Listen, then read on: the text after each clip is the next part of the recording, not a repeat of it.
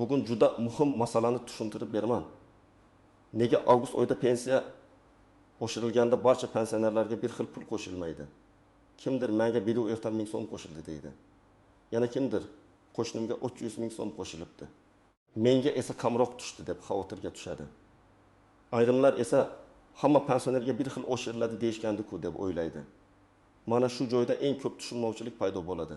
Bu ma'lumot har bir pensionerga, pensionerning farzandlariga, ota-onasining pensiyasini tekshirib yuradigan odamlarga kerak. Chunki noto'g'ri tushuncha sabab odam o'z haqqini talab qilmay qolishi ham mumkin. Aksincha, hammasi qonuniy bo'lsa ham ortiqcha asabiylashish ham mumkin. Shuning uchun hozirroq kanalga obuna bo'lib qo'ying, videoga like bosing. Men sizga masalani oddiy tilda raqamlar bilan hayotiy misollar orqali tushuntirib beraman. Avvalo bitta asosiy narsani aniq qilib olaylik. Pensiya o'shiriladi degani hammaning pensiyasiga bir xil summa qo'shiladi degani emas. Ko'pchilik pensiya oshdi degan xabarni eshitganda masalan, hamma pensionerga 200 ming so'mdan qo'shiladi deb tushunadi. Aslida esa pensiya tizimi bunday ishlamaydi. Pensiya miqdori har bir odamda alohida hisoblanadi. Chunki har bir pensionerning ish staji, oldingi ish haqi, pensiya turi, qo'shimcha ustamalari, nafaqa yoki pensiya olishi, nogironlik guruhi, boquvchisini yo'qotganlik holati, minimal miqdorgacha yetkazib berilayotgan qo'shimchasi har xil bo'lishi mumkin. Shuning uchun avgust oyida oshirish bo'lsa ham, kimdadir oshgan summa katta ko'rinadi, kimdadir kichikroq ko'rinadi. Oldin ham shunday bo'lgan, hozir ham asosiy qoida shu. Pensiya ko'pincha foiz asosida oshiriladi yoki ayrim minimal miqdorlar qayta belgilanadi. Bu ikkisi bir-biridan farq qiladi. Agar farmonda pensiyalar ma'lum foizga oshiriladi deyilsa, unda odamning oldingi pensiyasi qancha bo'lsa, oshirish shunga nisbatan hisoblanadi. Masalan, 1 million so'm pensiya oladigan odamga 10% oshsa, 100 ming so'm qo'shiladi. 2 million so'm oladigan odamga esa 10% oshsa, 200 ming so'm qo'shiladi. Foiz bir xil, lekin qo'shilgan pul bir xil emas. Agar farmonda eng kam pensiya miqdori oshiriladi yoki minimal iste'mol xarajatlari, bazaviy miqdor, nafaqa miqdorlari qayta belgilanadi kabi qoidalar bo'lsa, bunda ham natija hammaga bir xil bo'lmaydi. Chunki bu o'zgarish faqat minimal darajaga yaqin pensionerlarga ko'proq ta'sir qilishi mumkin. Pensiyasi allaqachon minimal chegaradan yuqori bo'lgan odamda esa o'zgarish boshqacha ko'rinadi yoki faqat foiz oshishi ta'sir qiladi. Men ko'p uchratadigan holat shuki, odamlar pensiya varaqasida bank kartasiga tushgan pulda yoki pochta orqali berilgan summada farq ko'rsa, darrov meni aldashdi deb o'ylaydi. Albatta tekshirish kerak. Lekin birinchi navbatda pensiyaning tarkibini tushunish kerak. Asosiy pensiya bor, ustamalar bor, kompensatsiyalar bor, minimal miqdorgacha yetkazish bor, oldingi oy qarzdorligi yoki qayta hisob-kitob bor. Ba'zida ushlab qolishlar ham bo'ladi. Shu sababli avgust oyidagi yakuniy pul bir odamnikidan boshqasiga o'xshamaydi. Asosiy qism bir, kim nimani bilishi kerak, kim xavotir olsin, kim xavotir olmasin, endi masalani oddiy misollar bilan tushuntiraman. Tasavvur qilaylik, avgust oyidan pensiyalar 10% ga oshirildi. Men bu yerda 10% ni faqat tushuntirish uchun misol qilib olayapman. Asosiy mantiqni tushunish muhim. Birinchi, pensioner 90 ming so'm pensiya olayotgan bo'lsin. Agar 10% oshsa, unga 90 ming so'm qo'shiladi va pensiyasi 90 ming so'm bo'ladi. Ikkinchi, pensioner 1 million 500 ming so'm olayotgan bo'lsa, unga 1 ming so'm qo'shiladi. Uchinchi, pensioner 3 million so'm olayotgan bo'lsa, unga 300 ming so'm qo'shiladi. Uchalasida ham oshirish foizi bir xil, lekin qo'shilgan pul har xil. Bu adolatsizlik emas, bu foizli hisob-kitobning tabiiy natijasi. Endi boshqa holatni olaylik. Bir ayol uzoq yillar kam maoshli ishda ishlagan, ish staji yetarli, lekin pensiyasi minimal miqdorga yaqin. Masalan, uning hisoblangan pensiyasi 750 ming so'm, lekin davlat tomonidan eng kam pensiya ma'lum miqdorgacha kafolatlangani uchun unga qo'shimcha to'lanadi.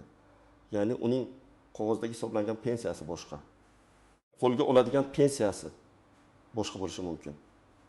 Avgustda oshirish bo'lganda ba'zan asosiy hisoblangan pensiya oshadi.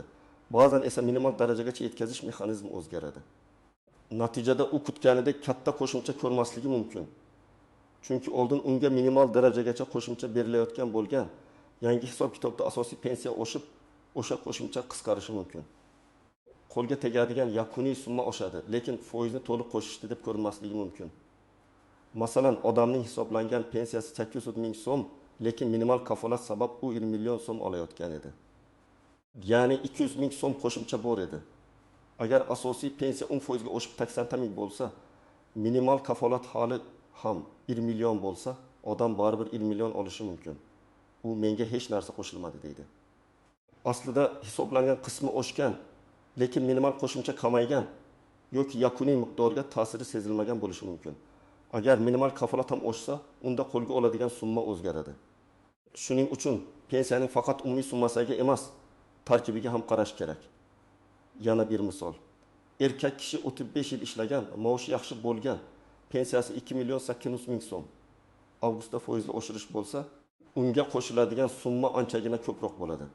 Qo'shnisi esa 1 million 100 ming so'm oladi. Ikkalasi ham bir mahallada yashaydi, ikkalasi ham bir vaqtda pensiyaga chiqqan bo'lishi mumkin. Lekin ish haqi, staj ish joyi, sug'urta badallari pensiya hisobida inobatga olingan davrlar farq qilgani uchun ularning pensiyasi ham oshadigan qismi ham farq qiladi. Kim xavotir olmasligi kerak? Agar sizga avgust oyida qo'shilgan summa qo'shningiznikidan kam bo'lsa, faqat shu faktning o'zi xato borligini anglatmaydi. Agar sizning pensiyangiz avvaldan kamroq bo'lsa, foizli oshirishda qo'shiladigan pul ham kamroq bo'ladi. Agar siz minimal pensiya yoki nafaqa guruhida bo'lsangiz, sizdagi o'zgarishlar alohida qoidalar bo'yicha ketishi mumkin. Agar sizga bank kartasiga oy boshida bir qismi, keyinroq qolgan qismi tushgan bo'lsa, bu ham ayrim hollarda texnik to'lov jadvali bilan bog'liq bo'lishi mumkin. Kim xavotir olishi kerak? Agar rasmiy oshirish sanasidan keyin ham sizning pensiyangiz umuman o'zgarmagan bo'lsa, lekin sizga tegishli toifa bo'yicha oshirish bo'lishi kerakligini bilsangiz, albatta tekshiring. Agar sizning pensiyangizdan kutilmagan ushlab qolish bo'lsa, masalan aliment, kredit, ijro hujjati, ortiqcha to'langan pensiyani qaytarish kabi sabablar bo'lmasa-yu, summa kamayib qolsa tekshirish zarur. Agar siz ishlagan yillaringiz hisobga olinmagan deb o'ylasangiz, arxiv ma'lumotlari kiritilmagan bo'lsa, ish haqi bo'yicha hujjatlar noto'g'ri olingan bo'lsa, bu ham pensiya miqdoriga bevosita ta'sir qiladi. Yana bir muhim nuqta, pensiya turi har xil. Yoshga doir pensiya, nogironlik pensiyasi, boquvchisini yo'qotganlik pensiyasi, ijtimoiy nafaqa, yoshga doir nafaqa kabi to'lovlarning hisoblash qoidalari bir xil emas. Odamlar bularni umumiy qilib pensiya deb aytadi, lekin huquqiy jihatdan ular farq qiladi. Shuning uchun avgustdagi oshirish ham hammasiga bir xil mexanizmda ta'sir qilmasligi mumkin. Masalan, yoshga doir pensiya olayotgan odamning pensiyasi ish staji va ish haqi asosida hisoblangan bo'ladi. Nogironlik pensiyasida esa nogironlik guruhi, mehnat staji, tibbiy mehnat ekspertiza xulosalari kabi omillar bor. Boquvchisini yo'qotganlik pensiyasida esa marhum boquvchining huquqlari, oila a'zolari soni, farzandlarining yoshi, o'qishi kabi holatlar ahamiyatli. Ijtimoiy nafaqada esa ko'pincha minimal kafolatlangan miqdorlar va belgilangan to'lovlar muhim. Shu sababli men pensionerman, qo'shnim ham pensioner, nega bizga bir xil qo'shilmadi degan savolga javob, chunki sizning to'lovingizning huquqiy asosi va hisoblash tarkibi bir xil bo'lmasligi mumkin. Asosiy qism 2 istisnolar. Yashirin nozik joylar va odamlar ko'pincha e'tibor bermaydigan holatlar. Endi eng ko'p e'tibordan chetda qoladigan nozik jihatlarni aytaman. Birinchi nozik jihat, pensiya oshirilishi bilan pensiyani qayta hisoblash bir narsa emas. Oshirish degani davlat tomonidan umumiy indeksatsiya, ya'ni mavjud pensiyalarni belgilangan foiz yoki miqdor asosida ko'tarish bo'lishi mumkin. Qayta hisoblash esa sizning shaxsiy hujjatlaringiz, ish stajingiz, ish haqingiz, yangi topilgan arxiv ma'lumotlaringiz, ishlashni davom ettirgan davringiz yoki boshqa huquqiy asoslar sabab pensiyani qaytadan ko'rib chiqishdir. Masalan, siz avgustda pensiyalar oshdi deb eshitdingiz. Bu oshirish hammaga umumiy tatbiq etilishi mumkin. Lekin siz yana men 5 yil qo'shimcha ishlaganman, nega shuni ham qo'shib hisoblashma deb so'raysiz. Bu alohida masala. Buning uchun ariza, ish staji hujjatlari, mehnat daftarchasi yoki elektron mehnat tarixi, ish haqi ma'lumotlari kerak bo'lishi mumkin. Ya'ni avgustdagi umumiy oshirish avtomatik bo'lishi mumkin, lekin shaxsiy qayta hisoblash uchun siz murojaat qilishingiz kerak bo'ladi. Ikkinchi nozik jihat, pensiya qo'shiladigan ustamalar hamma uchun bir xil emas. Ayrim pensionerlarda urush qatnashchisi maqomi, mehnat faxriysi bilan bog'liq qo'shimchalar, alohida xizmatlar, nogironlik bilan bog'liq qo'shimcha to'lovlar, parvarish puli yoki boshqa kompensatsiyalar bo'lishi mumkin. Bularning ba'zilari foizli oshirishga kirishi, ba'zilari alohida belgilangan bo'lishi, ba'zilari esa o'zgarmasligi mumkin. Shuning uchun umumiy qo'lga tushgan summa ichida qaysi qism oshgani, qaysi qism o'z joyida qolgani muhim. Uchinchi nozik jihat, oy to'liq bo'lmasligi mumkin. Agar o'zgarish aynan 1 avgustdan kuchga kirsa, odatda avgust oyi uchun to'liq yangi miqdor hisoblanadi. Lekin agar odam pensiyaga oy o'rtasida chiqqan bo'lsa, hujjatlari keyinroq rasmiylashtirilgan bo'lsa, qayta hisoblash sanasi boshqa bo'lsa, o'sha oyda proporsional hisob-kitob bo'lishi mumkin. Odam nega boshqalarga ko'proq tushdi deydi. Lekin uning to'lovi to'liq oy uchun emas, ayrim kunlar uchun hisoblangan bo'lishi ehtimoli bor. 4-nozik jihat. Qarzdorlik yoki oldingi oylar uchun qo'shimcha to'lov. Ba'zan pensioner bir oyda odatdagidan ko'proq pul oladi. U menga ko'p qo'shilibdi deb o'ylaydi. Aslida esa bu avgust oshirilishi emas, balki oldingi oylar uchun qayta hisoblangan farq bo'lishi mumkin. Masalan, hujjat kech tasdiqlangan, lekin huquq oldinroq paydo bo'lgan. Shunda pensiya jamg'armasi oldingi davr uchun ham farqni to'lab beradi. Keyingi oy esa pul yana odatiy miqdorga qaytadi. Odam buni tushunmasa, nega sentyabrda kamaydi deb hayron bo'ladi. 5-nozik jihat, ushlab qolishlar. Pensiyadan qonuniy asoslar bo'lsa, ma'lum ushlab qolishlar bo'lishi mumkin. Masalan, sud qarori, ijro hujjati, aliment kredit qarzi bo'yicha rasmiy undiruv, oldin ortiqcha to'langan pensiyani qaytarish kabi holatlar. Bunday vaziyatda pensiya oshgan bo'lsa ham, qo'lga tegadigan summa kutganingizdan kam bo'lishi mumkin. Shuning uchun bank kartasiga tushgan summani ko'ribgina xulosa qilish to'g'ri emas. Avval pensiyaning hisoblangan miqdori qancha? Ushlab qo'lingan miqdor qancha? Qo'lga berilgan miqdor qancha ekanini ajratib olish kerak. 6-nozik jihat. Ishlovchi pensionerlar. Ayrim odamlar pensiyaga chiqqandan keyin ham ishlashda davom etadi. Bunda ularning pensiyasiga, qayta hisoblash huquqiga, ish staji qo'shilishiga oid alohida qoidalar bo'lishi mumkin. Ishlayotgan pensioner men ishlayapman, demak pensiyam avtomatik ko'payishi kerak deb o'ylashi mumkin. Lekin avtomatik umumiy oshirish boshqa. Ishlagan davr uchun pensiyani qayta hisoblash boshqa. Agar siz pensiyaga chiqqandan keyin rasmiy ishlagan bo'lsangiz, tegishli tartibda qo'shimcha staj yoki ish haqi ma'lumotlari pensiya hisobiga ta'sir qiladimi? Buni alohida tekshirtirish kerak. 7-nozik jihat, hujjatlardagi xatolar. Bu juda muhim. Men amaliyotda shuni ko'ramanki, odamning pensiyasi kam chiqishiga ba'zan davlat oshirishni noto'g'ri qilgani emas, balki dastlabki pensiya hisobida biror hujjat yetishmagani sabab bo'ladi. Masalan, mehnat daftarchasida korxona nomi noto'g'ri yozilgan, muhr aniq emas, arxivda ma'lumot topilmagan, ayolning familiyasi turmushdan oldin boshqacha bo'lgan. Ish haqi ma'lumotnomasi noto'g'ri davr uchun berilgan. Harbiy xizmat davri yoki bola parvarishi davri hisobga olinmagan bo'lishi mumkin. Agar asosiy pensiya miqdori boshdan past hisoblangan bo'lsa, keyingi foizli oshirish ham past summaga qo'llanadi. Shuning uchun avgustda kam qo'shildi degan muammoning ildizi ba'zan 11 yil oldingi hujjatlarda bo'lishi mumkin. 8-nozik jihat. Bir xil foiz va bir xil adolat tushunchasi. Davlat pensiyalarini foiz bilan oshirganda yuqori pensiya oladigan odamga ko'proq pul qo'shiladi. Bu matematik jihatdan shunday. Lekin minimal pensiyalarni oshirish orqali kam pensiya oluvchilarning ahvolini yaxshilashga ham harakat qilinadi. Shu sababli ba'zi qarorlarda bir vaqtning o'zida foizli oshirish ham, minimal miqdorlarni ko'tarish ham bo'lishi mumkin. Bunda kimdir ikki tomondan ham ta'sir sezadi, kimdir faqat bir tomondan sezadi. Natijada odamlar orasida nega unga boshqacha, menga boshqacha degan savol tug'iladi. 9-nozik jihat, bank va pochta to'lov sanalari. Pensiya miqdori oshgan bo'lsa ham, pulning kartaga tushish sanasi hamma uchun bir xil bo'lmasligi mumkin. Ayrimlarga oy boshida, ayrimlarga keyinroq tushadi. Ba'zan eski miqdor va yangi miqdor orasidagi farq alohida to'lov bilan tushishi mumkin. Shuning uchun birinchi kuni karta balansini ko'rib vahimaga tushmaslik kerak. Lekin oy yakuniga borib ham farq tushmasa, albatta so'rash kerak. Endi eng muhim qismga o'tamiz. Siz nima qilishingiz kerak? Men sizga aniq tartibda aytaman. Birinchi qadam, avval o'z pensiyangizning tarkibini bilib oling. Faqat kartaga qancha tushdi deb emas. Menga hisoblangan asosiy pensiya qancha? Ustama qancha, kompensatsiya qancha, minimal miqdorgacha qo'shimcha bormi, ushlab qolish bormi deb so'rang. Buni pensiya jamg'armasining hududiy bo'limidan, davlat xizmatlari orqali yoki mavjud elektron xizmatlar orqali aniqlash mumkin. Sizga pensiya hisob-kitobi bo'yicha ma'lumot kerak. Ikkinchi qadam, avgustdan oldingi va avgustdan keyingi summani solishtiring. Masalan, iyul oyida qancha oldingiz, avgustda qancha oldingiz, sentyabrda qancha tushdi. Faqat bitta oyga qarab xulosa qilmang. Agar avgustda qo'shimcha qarzdorlik yoki qayta hisoblash bo'lgan bo'lsa, sentyabrda summa boshqacha bo'lishi mumkin. 3 oy kesimida qarasangiz, real o'zgarish aniqroq ko'rinadi. 3-qadam, rasmiy asosini tekshiring.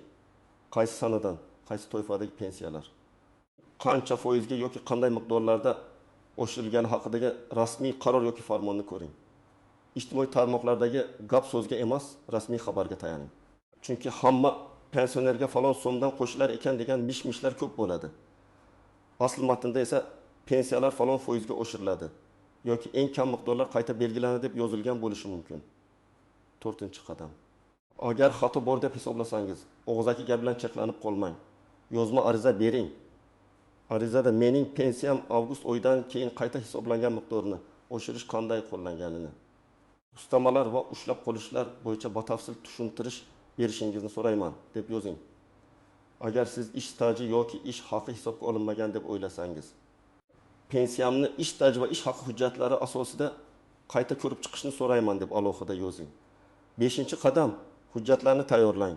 Odatda kerak bo'lishi mumkin bo'lgan hujjatlar: pasport yoki ID karta, pensiya guvohnomasi yoki pensiya oluvchi sifatidagi ma'lumotlar, mehnat daftarchasi bo'lsa uning nusxasi, elektron mehnat daftarchasi ma'lumotlari, ish haqi to'g'risidagi ma'lumotnomalar, arxiv ma'lumotlari.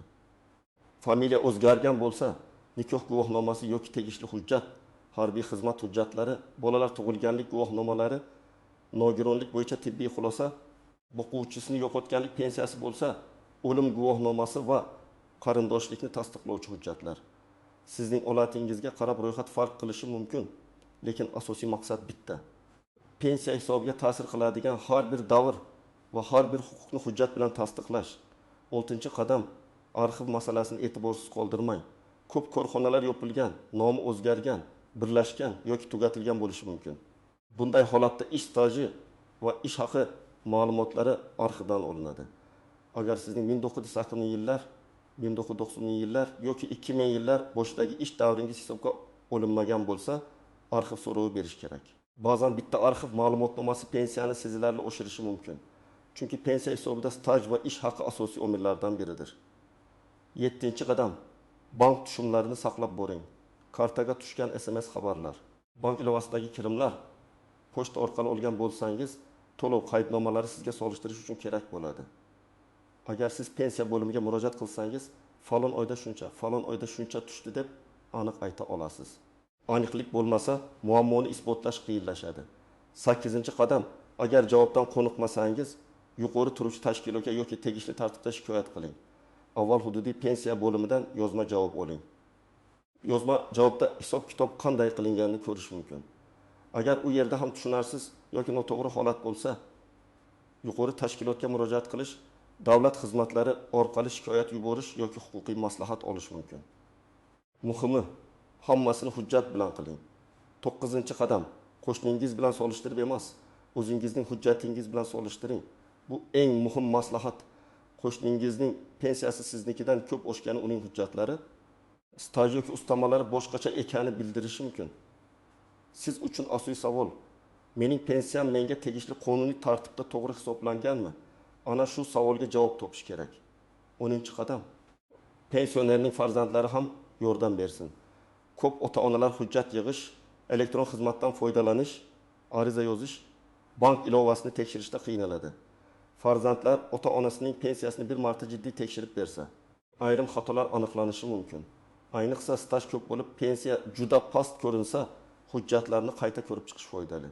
Demak, avgust oyida barcha pensionerlarga bir xil pul qo'shilmasligining asosiy sababi shuki, pensiya har bir odamga alohida hisoblanadi. Oshirish foiz asosida bo'lsa, katta pensiya katta summa, kichik pensiya kichik summa qo'shiladi. Minimal miqdorlar oshsa, bu ko'proq minimal pensiya yoki nafaqa oluvchilarga ta'sir qiladi. Ustamalar, ushlab qolishlar, qayta hisoblash arxiv hujjatlari, pensiya turi va to'lov sanalari ham yakuniy summaga ta'sir qiladi. Men sizga tavsiya qilaman, vahimaga tushmang, lekin befarq ham bo'lmang. Pensiyangiz tarkibini so'rang. Yozma hisob-kitob oling. Hujjatlaringizni tekshiring. Kerak bo'lsa ariza bering. Agar hammasi to'g'ri bo'lsa, xotirjam bo'lasiz. Agar xato bo'lsa, o'z haqqingizni qaytarish imkoniyati paydo bo'ladi. Sizda avgust oyida pensiya oshishi bo'yicha qanday holat bo'ldi? Sizga qancha qo'shildi? Tushunarli bo'ldimi yoki savollaringiz bormi? Izohlarda yozib qoldiring. Videoni foydali deb bilsangiz, albatta like bosing. Yaqinlaringizga yuboring va kanalga obuna bo'ling. Keyingi videolarda ham pensiya, nafaqa, hujjatlar va davlat to'lovlari bo'yicha eng muhim masalalarni oddiy tilda tushuntirib beraman.